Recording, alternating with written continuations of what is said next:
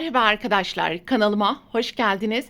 Bugünkü videomda yeni başlayanlar için kolay ve hızlı tığ işi yazlık crop yapılışını anlatacağım. Umarım sizler için faydalı bir video olur. Anlatımını yapacağım crop modeli medium beden içindir arkadaşlar. Videomun içerisinde bedeni büyütmek veya küçültmek için yapmanız gereken tüm ölçüleri sizlere vereceğim.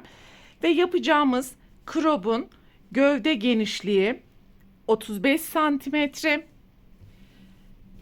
Yakadan itibaren yüksekliği ise yaklaşık 34 santimetre.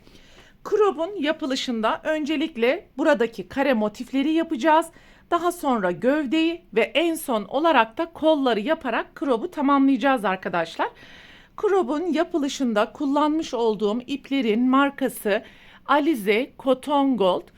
Aynı rengi kullanarak örmek isteyen arkadaşlar için renk ve lot numaralarını da göstereyim. 100 gram ve 330 metrelik ipler.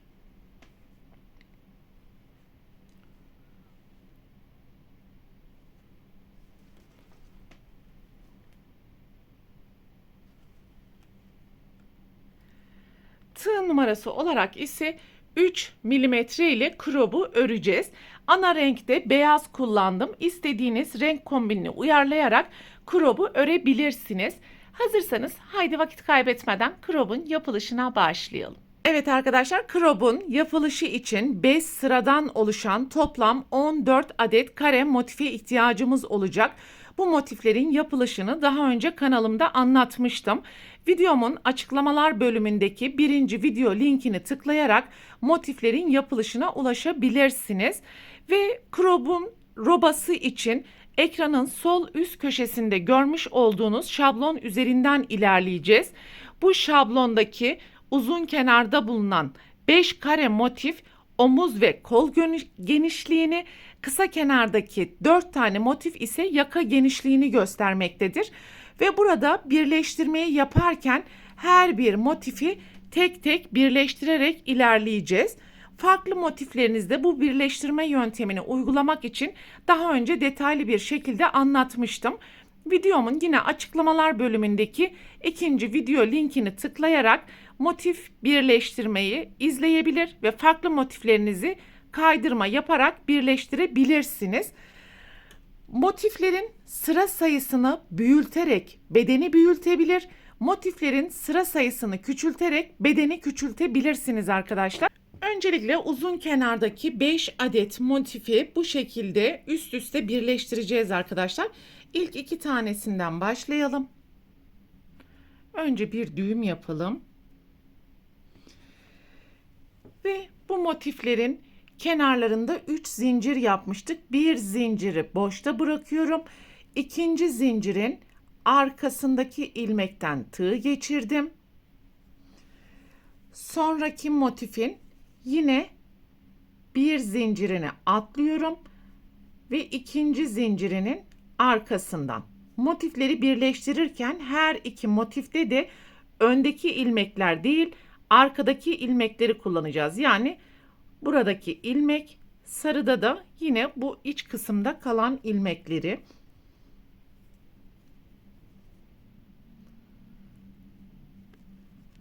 Ve buraya bir zincir yaparak birleştirdik.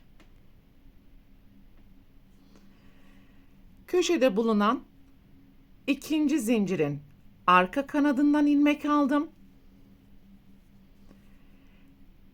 Diğer motifin yine köşesindeki ikinci zincirin arka kanadından ilmek alarak kaydırma yaparak burayı birleştireceğiz.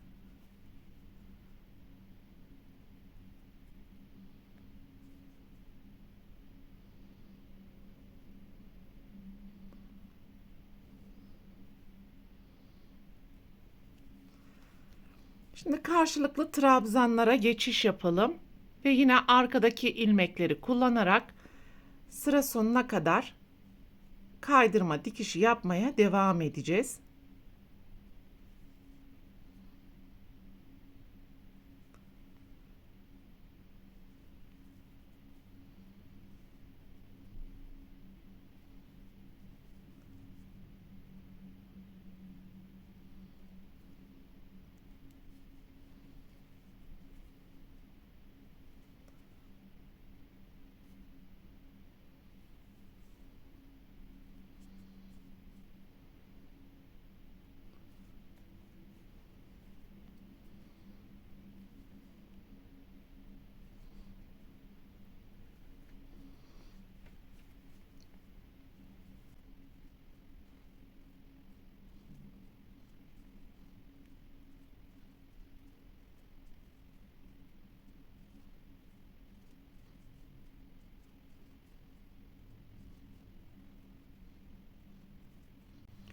Ve şu an tam köşedeki zincirlere geldik. Yine aynı işlemi yapıyoruz.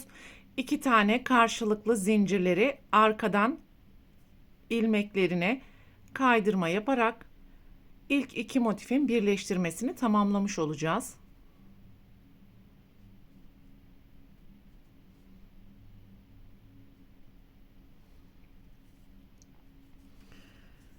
Evet, ben crop'un ana rengi beyaz olduğu için beyazla birleştirme yaptım. İsterseniz motiflerin içinde kullanmış olduğunuz renkle de birleştirme yapabilirsiniz. Ve bir zincir yaptıktan sonra ipi burada keselim. Daha sonra bu ipleri ilmeklerin arkasından gizleyeceğiz. Şimdi diğer motife geçiyorum ve bu 2 motifte yapmış olduğum işlemlerin aynısını tekrar ederek sonraki 2 motifi birleştireceğiz.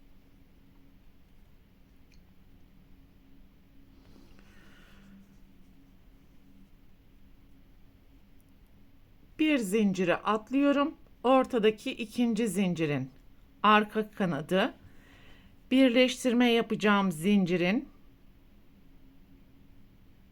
arka kanadından tığ geçirdim. Ve ikisini birlikte yaptıktan sonra bir zincir, tekrar köşede bir zincirimiz daha olduğu için devam ediyoruz.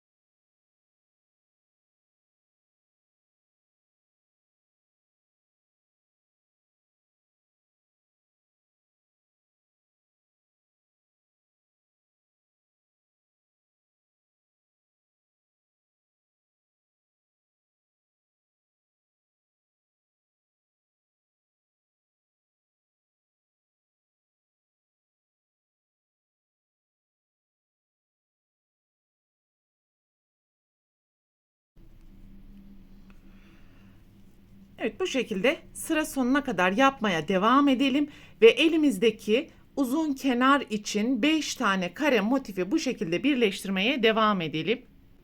Uzun kenardaki 5 tane motifi teker teker bu şekilde birleştirdim.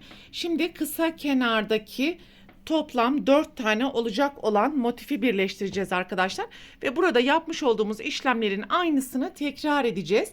Tek fark, burada birleştirme yaptığımız için ilk başlarken 2 zinciri almıştık. Bir zincir açıkta kalmıştı. Diğer motiflerle birleştirirken bu kez 2 tane zincir değil, köşede bir zincir ile birleştirme yapacağız.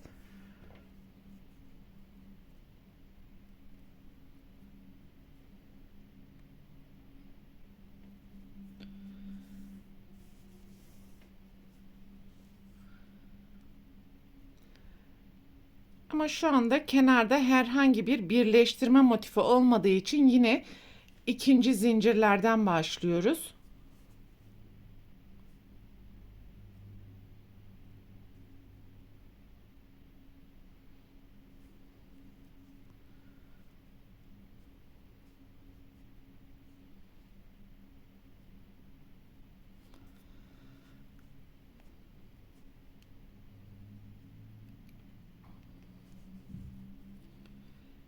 Birinci zinciri birleştirdik. Şimdi karşılıklı ikinci zincirleri birleştirelim.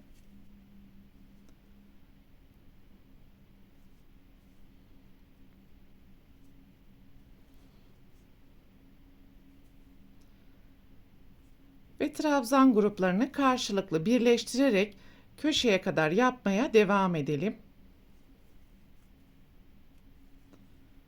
Şu an kısa kenardaki motifleri birleştirirken son noktaya geldim arkadaşlar. Karşılıklı trabzan gruplarını da birleştirdim ve köşedeki zincirleri birleştireceğiz şimdi. Dediğim gibi birleştirmeyi yaparken böyle birleştirmeli alana geldiğiniz zaman tüm kare motiflerde aynı işlemi tekrar edeceksiniz. Köşede 2 zincir değil, sadece bir zincir kullanacağız. Ve ilk motiflerin ipini bağlarken ve başlarken Sadece o zaman 2 zinciri kullanacağız. Bakın bir zinciri yaptım. Başka birleştirecek kalmadığı için bir zincir yaparak ipi burada keseceğiz. Dediğim gibi bu ipleri daha sonra ilmeklerin arkasından gizleyeceğiz. Şimdi diğer kısa kenardaki motifleri birleştireceğiz ve videonun başında göstermiş olduğum kurallara ve şablona dikkat ederek bütün motifleri birleştirelim arkadaşlar. Burada dikkat edeceğimiz diğer bir nokta, bakın burada sol tarafta birleştirme geldiği için bir zinciri kullandık. Diğerlerinde herhangi bir birleştirme ilmeği olmadığı için başlangıçta da 2 zincir ile birleştireceğiz. Bitirirken de 2 zinciri kullanırken bitireceğiz. Yine 4. motifte de aynı şekilde. Fakat uzun kenarın diğer motiflerini ilkini birleştirirken, bakın burada birleştirme olduğu için sadece burada bir zincir var kullanabileceğimiz. 2 zinciri ile başlayacağız, devam edeceğiz ve köşede bir zincir. Sonraki motiflerde hep 2 zincir şeklinde motifleri birleştirmeye devam edelim. Evet arkadaşlar, 14 adet motifi bu şekilde birleştirdim ben ve görmüş olduğunuz gibi her yerde parça ipler var. Bu görmüş olduğunuz ipleri daha küçük bir tığ numarası ile motiflerin arkasındaki ilmeklerin içerisinden gizleyebildiğiniz kadar gizleme işlemini yapabilirsiniz.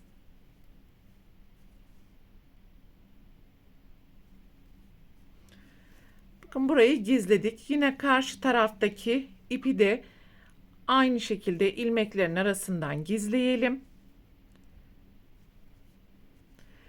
Ve bütün parça ipleri gizledikten sonra birleştirmiş olduğumuz bu motifleri şu şekilde ikiye katlıyoruz.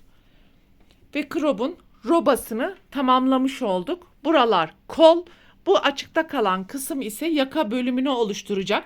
Şimdi ben burayı normalde birleştirmeyeceğim arkadaşlar. Siz daha dar bir kol genişliği istiyorsanız burada yapmış olduğumuz motif birleştirme yönteminin aynısını burada 2 trabzan grubu ya da 3 trabzan grubuna kadar birleştirebilir. Bu alanı daraltabilirsiniz. Bu tamamen sizin kolunuzun genişliğine göre ayarlanacak olan bölümdür.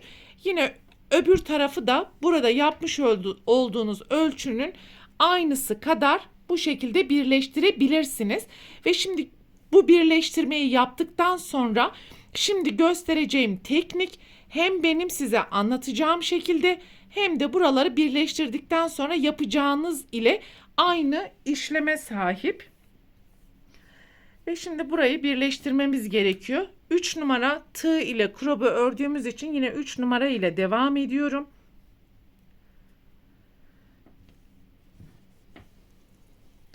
Şöyle koltuk altına yakın bir yerden başlayalım.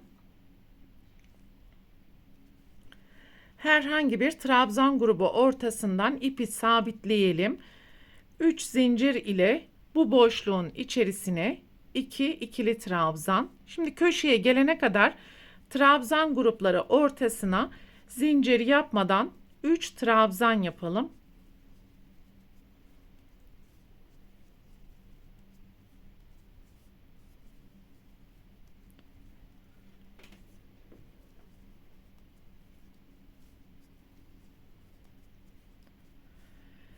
Köşeye 3 trabzan.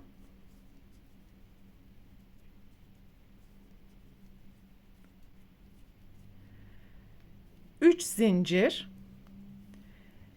Diğer köşeyle birleştiriyorum. Bakın biraz önce yapmış olduğumuz birleştirmeyi bozmadan kol altı bölümünü oluşturacağız. Ve bu noktanın bir sonraki köşeye, yani şu şekilde tekrar 3 trabzan.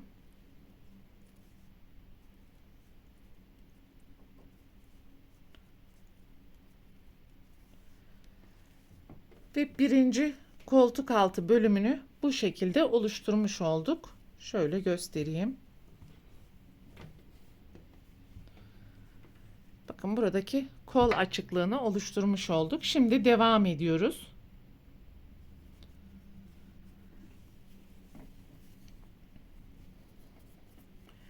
İki motifin birleştirme noktasına gelene kadar tüm grup ortalarına 3 trabzan yaparak devam edeceğiz ve aralarında zincir yapmayacağız.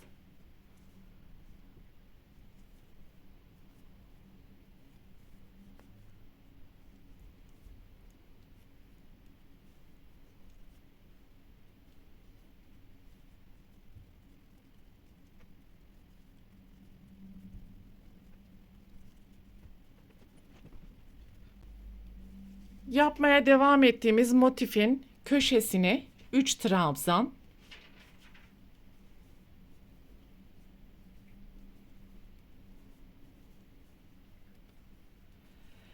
bir sonraki motifin köşesine zincir yapmadan 3 trabzan yapalım.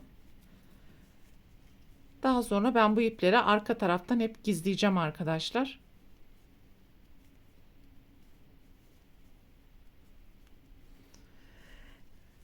Ve diğer koltuk altı birleştirme noktasına gelene kadar şu noktaya bütün trabzan gruplarının ortasına 3 trabzan, motiflerin birleştiği yerlerdeki boşluklara da 3 trabzan yaparak sıra sonuna kadar yapmaya devam edeceğiz. Birinci koltuk altını birleştirdikten sonra sıranın sonuna kadar ulaştım. Şimdi ikinci koltuk altını birleştireceğiz ve burada yapmış olduğumuz işlemin aynısını tekrar edeceğiz. Köşeye 3 trabzan yapalım.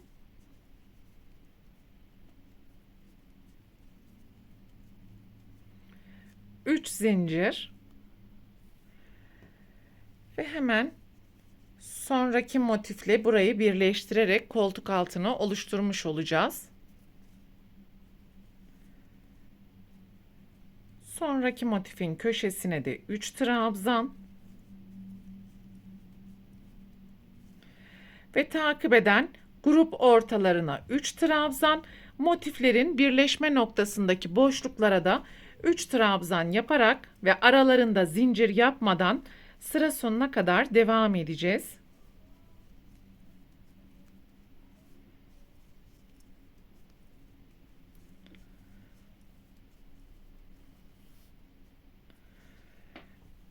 Bakın şu anda her iki kol alanını da bu şekilde birleştirmiş olduk. Şimdi ipi sabitlemiş olduğumuz noktaya gelene kadar trabzan gruplarını yapmaya devam edelim. İsterseniz şu şekilde ekran görüntüsü de alabilirsiniz. Sıranın sonuna ulaştığımız zaman ilk yapmış olduğumuz zincirin tepesine kaydırma yaparak birinci sırayı robadan sonra bu şekilde tamamlamış olduk.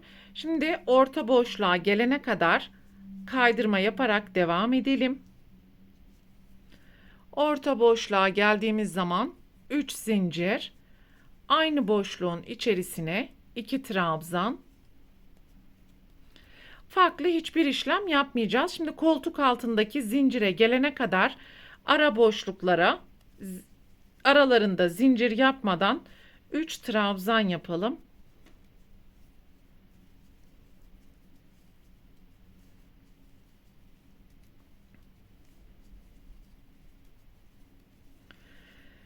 Ve boşluğa geldiğimiz zaman yapmış olduğumuz 3 zincirin tepesine yan yana 3 tane trabzan yapalım.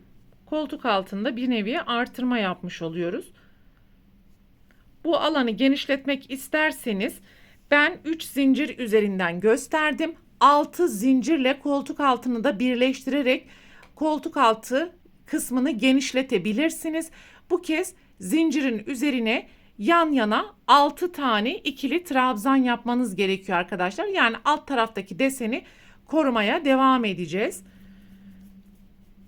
Şimdi sonraki tüm grup ortalarına 3 trabzan yaparak diğer koltuk altı noktasına gelene kadar yapmaya devam edeceğiz.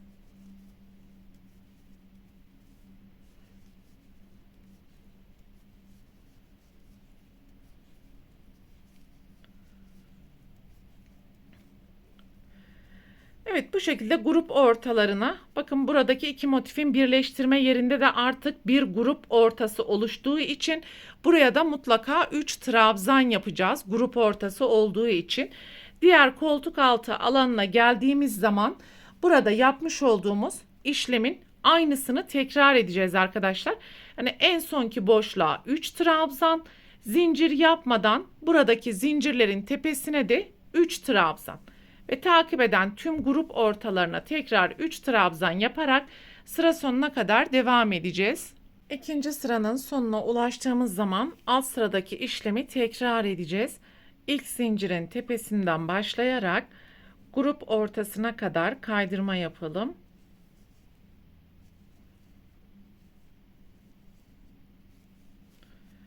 Üç zincir, aynı boşluğa 2 trabzan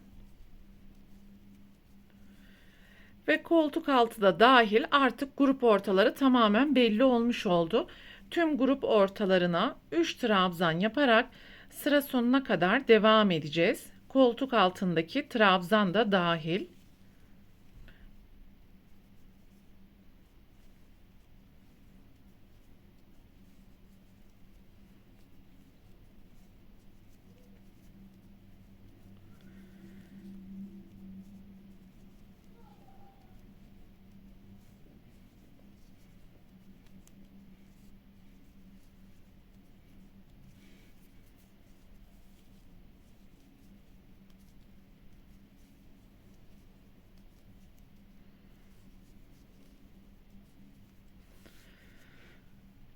Ve bu şekilde istediğiniz uzunluk olana kadar aşağıya doğru yükseltmeye devam edebilirsiniz. Bu şekilde tek renk kullanarak da inebilirsiniz. Motiflerin içerisinde kullanmış olduğunuz renklerle farklı kombinler uyarlayarak da aşağıya doğru deseni indirmeye devam edebilirsiniz arkadaşlar. Crop'ta istediğim gövde uzunluğu olana kadar bu şekilde deseni yükselttim ben ve beyaz renkten 12 sıra, diğer renklerden ise 2 sıra kullandım arkadaşlar. İlk yapmış olduğumuz kare motiflerden sonra toplam 25 santimetre örmüş oldum. Yukarıdaki kare motiflerden itibaren ise şu şekilde yaklaşık 32 santimetre. Şimdi son sırayı yapacağız ve burada kullanmış olduğum renk kombini ile crop'u tamamlayacağım. Açık yeşil ile lastik bölümünü yapmaya başlayalım. Önce bir tane düğüm yapalım. Ve burada yapmış olduğumuz trabzan gruplarının herhangi birinin tepesinden ipi sabitleyelim. 3 zincir ve alt sırada yapmış olduğumuz bütün trabzanların tepesine sıra sonuna gelene kadar ikili trabzan yaparak devam edeceğiz.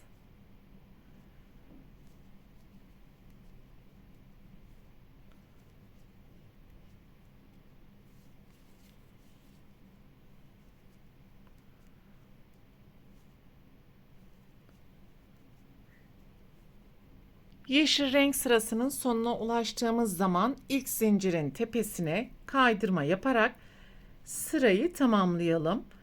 3 zincir ve sonra gelen trabzanın önünden ilmek alarak ikili trabzan, sonraki trabzanın arkasından ikili trabzan, sonraki trabzanın önünden ikili trabzan ve sonraki trabzanın arkasından tekrar ikili trabzan. Bu sırada da sıra sonuna kadar bir önden bir arkadan alttaki trabzanların tepesine bu şekilde yaparak devam edeceğiz.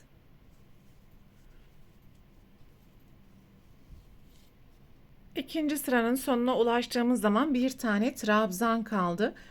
Bunu da ön taraftan ilmek alarak ikili trabzan ve ilk yapmış olduğumuz zincirin tepesine kaydırma yaparak sırayı tamamlamış olduk. 3 zincir ve şimdi ön tarafta görmüş olduğumuz trabzanları yine ön taraftan ilmek alarak ikili trabzan, arkada gördüğümüz trabzanları arkadan ilmek alarak ikili trabzan yaparak sıra sonuna kadar devam edeceğiz.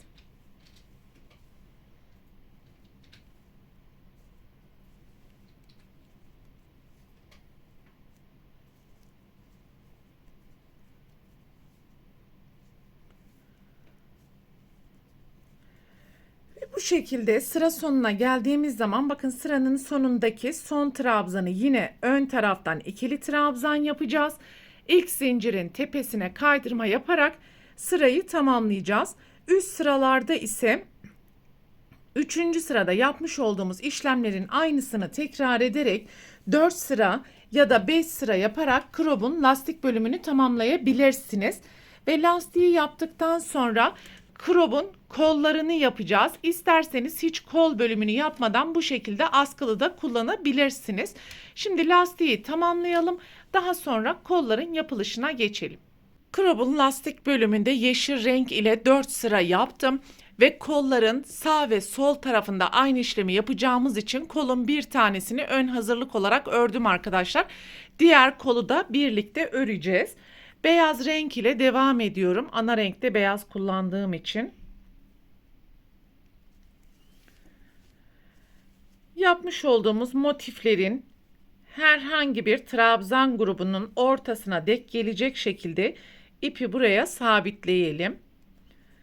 3 zincir, aynı boşluğun içerisine 2 ikili trabzan.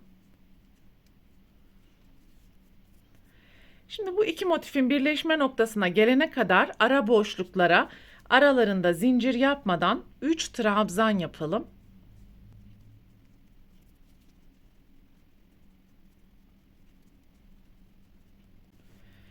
Motifin köşesindeki zincir boşluğuna 3 trabzan.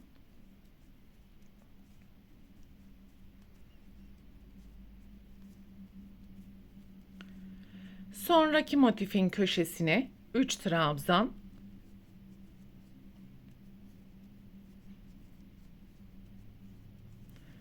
Ve şimdi buradaki koltuk altı bölümüne gelene kadar trabzan grubu ortalarına yine 3 trabzan yaparak devam edelim.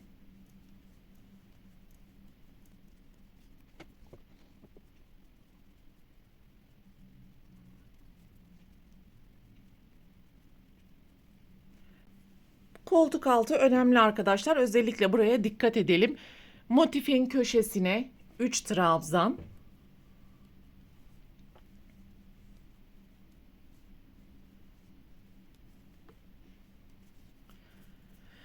Bu arada ben koltuk altında videonun içerisinde buraya 3 zincir ve 3 trabzan yapmıştım arkadaşlar. Koltuk altının birazcık daha geniş olmasını istediğim için size de söylemiştim. Buraya 6 zincir ile yan yana 6 tane trabzan yaptım. Arada da boşluk oluşturmuş oldum. Bu aradaki boşluğu atlıyorum. Sonraki boşluğun içerisine 3 trabzan. Siz bu koltuk altını 3 trabzan yaptıysanız görmüş olduğunuz trabzan grup ortalarına 3 trabzan yaparak devam edebilirsiniz. Sonraki boşluğu tekrar atlıyorum ve motifin köşesine geçiş yaparak 3 trabzan.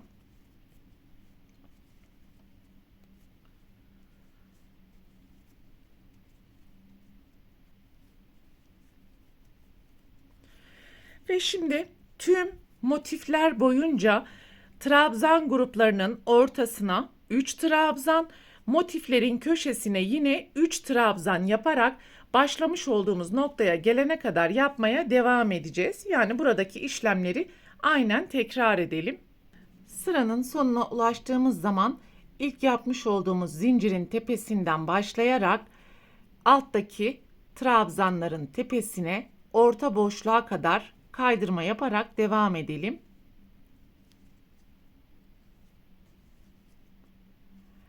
Üç zincir, aynı boşluğun içerisine 2 trabzan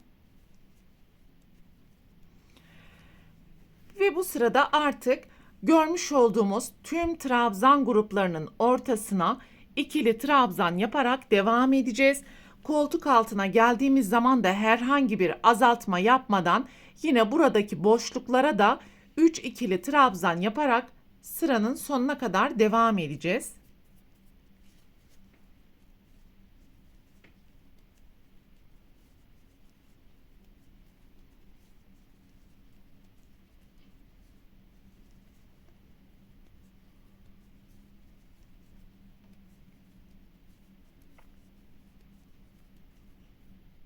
Koltuk altındaki ikinci sırayı da bu şekilde tamamladım ve sıranın sonuna geldiğimiz zaman alt sıradaki işlemi tekrar edeceğiz. İlk zincirden başlayarak orta boşluğa kadar kaydırma, daha sonra alt sırada görmüş olduğumuz tüm trabzan grubu ortalarına aralarında zincir yapmadan 3 trabzan yaparak devam edeceğiz arkadaşlar. Buradaki sırayı, yani kol uzunluğunu istediğiniz sıra kadar yükseltebilirsiniz. Ben yapmış olduğum bu kolda 12 sıra beyaz, 2 sıra fuşya, 2 sıra sarı, daha sonra yeşil ile kapattım. Burada yeşil lastik bölümünü yaparken dikkat etmemiz gereken bir püf noktası var. Şimdi yeşile gelene kadar örmeye devam edelim ve daha sonra kaldığımız yerden lastiği yaparak videomuzu tamamlayalım. Kol bölümünde toplam 16 sıra yaptım ve şimdi yeşil renk sırasına geçeceğiz. Önce bir zincir yapalım. Ve alt sırada yapmış olduğumuz herhangi bir trabzanın tepesinden ipi sabitleyelim.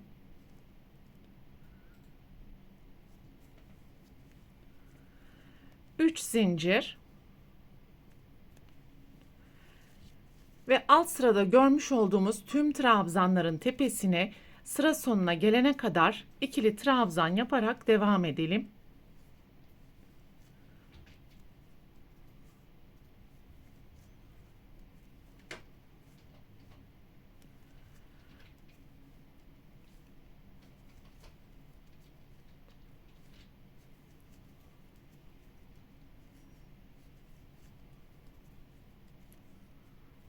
Sıranın sonuna ulaştığımız zaman ilk zincirin tepesine kaydırma yaparak sırayı tamamlayalım. 3 zincir ve sonraki trabzanın önünden ilmek alarak ikili trabzan, sonraki trabzanın arkasından ikili trabzan ve bir sonraki trabzanın önünden ikili trabzan. Crop'un gövde bölümündeki lastiği yaparken yapmış olduğumuz işlemlerin aynısını tekrar ederek sıra sonuna kadar devam edeceğiz.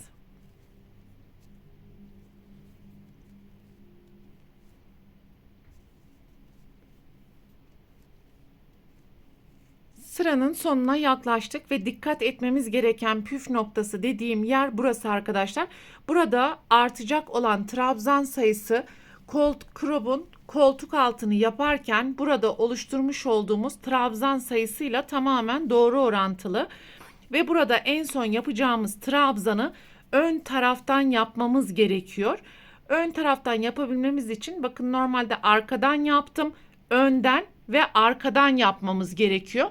Fakat son trabzanı önden yapacağımız için bu iki trabzanı birlikte alarak önden ikili trabzan yaptım ve burada bir tane ilmeği azaltmış olduk. Ve ilk yapmış olduğumuz trabzanın tepesine kaydırma yaparak sırayı tamamladım. Eğer bu sonda 3 tane trabzan kalacak olursa herhangi bir azaltma yapmanıza gerek yok. Fakat 2 tane trabzan artacak olursa ve son trabzanı da önden yapacağımız için burayı azaltmamız gerekiyor. 3 zincir. Şimdi önde gördüğümüz trabzanları ön taraftan, arkada gördüğümüz trabzanları arkadan ikili trabzan yaparak sıra sonuna kadar devam edeceğiz.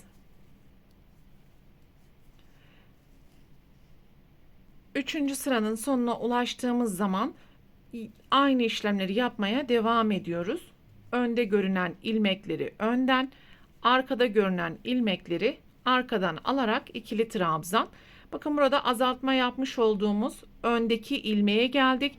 Yine bunu da ön taraftan alarak ikili trabzan ve ilk zincirin tepesine kaydırma yaparak sırayı tamamlıyoruz. Artık alt sıradaki işlemleri aynen tekrar edeceğiz ve gövdenin crop bölümünde yapmış olduğunuz lastiğin genişliği kadar kolda da aynı lastik genişliğine ulaşana kadar örmeye devam edebilirsiniz. Ben gövde bölümünde 4 sıra yaptığım için burayı da 4 sıra yapıp crop'un yapılış aşamalarını tamamlamış olacağız. Evet arkadaşlar, kol lastik bölümünde de toplam 4 sıra yaptım ve ilk zincirin tepesine kaydırma, bir zincir yaparak ipi burada kestim ve böylelikle crob'un tüm yapılış aşamalarını bu şekilde tamamlamış olduk. Bu videoda anlatacaklarım bunlardan ibaretti. Umarım sizler için faydalı bir video olmuştur.